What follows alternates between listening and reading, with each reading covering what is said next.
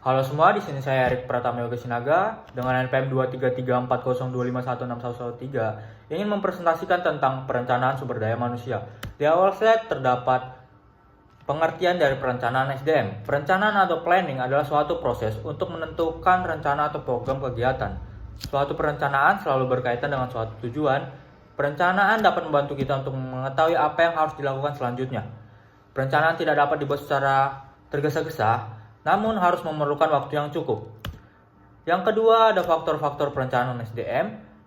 Di sini kita dapat melihat ada 3, yaitu yang pertama ada pertumbuhan atau growth. Memperhatikan faktor pertumbuhan finansial serta kebutuhan perusahaan adalah faktor yang penting dalam perencanaan SDM. Yang kedua ada perubahan atau change. Perubahan bisa saja terjadi kapanpun, sehingga sumber daya manusia harus bisa berpikir kreatif dan fleksibel agar kebutuhan perusahaan tetap terpenuhi dengan baik. Dan yang paling penting yaitu sekarang itu adalah teknologi. Seorang sumber daya manusia harus bisa memahami pentingnya teknologi untuk kelancaran operasional perusahaan. Selanjutnya ada proses perencanaan SDM. Di sini saya mendapatkan 4 langkah yang meliputi mengenali ketersediaan tenaga kerja saat ini, menghitung kebutuhan SDM di masa mendatang, menentukan perkiraan permintaan SDM, dan merancang strategi dan implementasi pencarian SDM. Kemudian fungsi dan tujuan perencanaan SDM. Monitoring demand dan supply SDM atau monitoring permintaan dan penawaran SDM. Melakukan monitoring terhadap demand dan supply SDM perusahaan merupakan salah satu tujuan dan fungsi terbesar perencanaan SDM. Yang kedua, ada membantu sumber daya manusia menemukan kandidat yang tepat. Dengan adanya data kebutuhan karyawan dan perencanaan SDM dapat menemukan kandidat pekerja dengan karakteristik dan kompetensi yang sesuai dengan posisi mereka.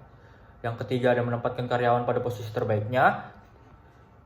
Tidak ada yang lebih baik dibandingkan karyawan yang memberikan performa prestasi terbaiknya dalam bekerja.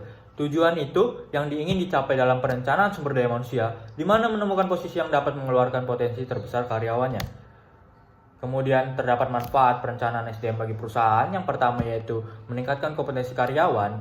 Karyawan yang kompeten dapat diperoleh dengan perencanaan SDM yang matang dan tepat sasaran.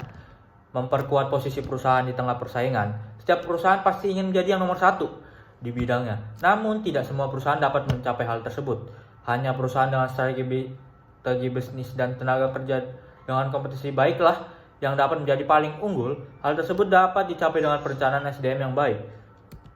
Kemudian saya mendapatkan kesimpulan dari slide-slide sebelumnya, yaitu perencanaan sumber daya manusia merupakan proses analisis dan identifikasi kebutuhan tenaga kerja yang dilakukan oleh organisasi untuk mencapai tujuannya. Proses ini memungkinkan organisasi untuk memiliki gambaran jelas mengenai kebutuhan sumber daya manusia di masa depan dan mengantisipasi kekurangan kualitas tenaga kerja. Fungsi utama perencanaan SDM meliputi monitoring permintaan dan penawaran tenaga kerja, membantu sumber daya manusia dalam menemukan kandidat yang sesuai, serta menempatkan karyawan pada posisi yang optimal untuk meningkatkan produktivitas. Dengan demikian, perencanaan SDM yang efektif sangat penting untuk keberlangsungan dan pertumbuhan organisasi.